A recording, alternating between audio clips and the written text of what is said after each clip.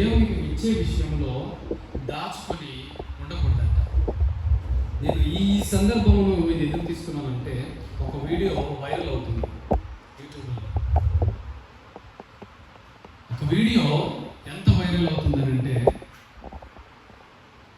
ఇవ్వడము ఇవ్వకపోవడం గురించి మాట్లాడుతూ ఉంటున్నారు దైవ సేవకులు.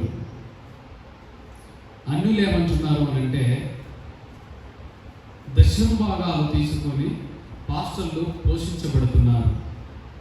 దశమ భాగాల వల్ల వారు జీవనోపాధిని పొందుకుంటున్నారు.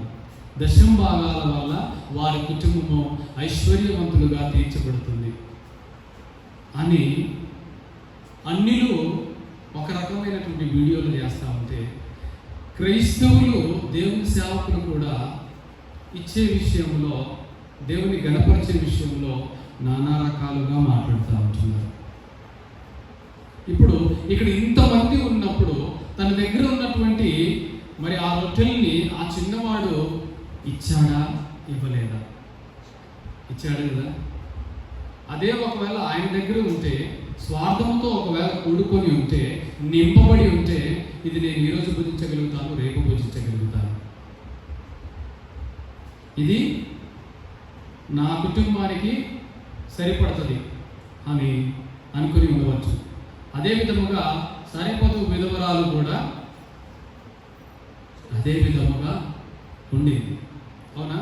అయితే యేసు ప్రభు వారు ఉన్నప్పుడు ఆ కానుకలు వేసే క్రమంలో ఒక బీద విధవరాలు ఎంత వేసిందండి? 2 నాణ్యతలు వేసింది. అక్కడ ఉన్నవారు వారి ఉన్నదాన్ని బట్టి, హెచ్చించిన దాన్ని బట్టి, ఆశీర్వదించిన కొలది అక్కడ వేసినప్పుడు, అయితే యేసు ప్రభు వారు ఆమెను కనపరిచారు. ఏమని కనపరిచారు? తన జీవనమంతా వేసింది అని. అంటే దేవుడు ఇచ్చే మనసును చూస్తాడు. హల్లెలూయా. ఇక్కడ అంతేమని ఇంతేమని నేనైతే చెప్పట్లేదు, కానీ దేవుడు ఏం చూస్తాడంట? ఇచ్చే మనసును చూస్తాడంట.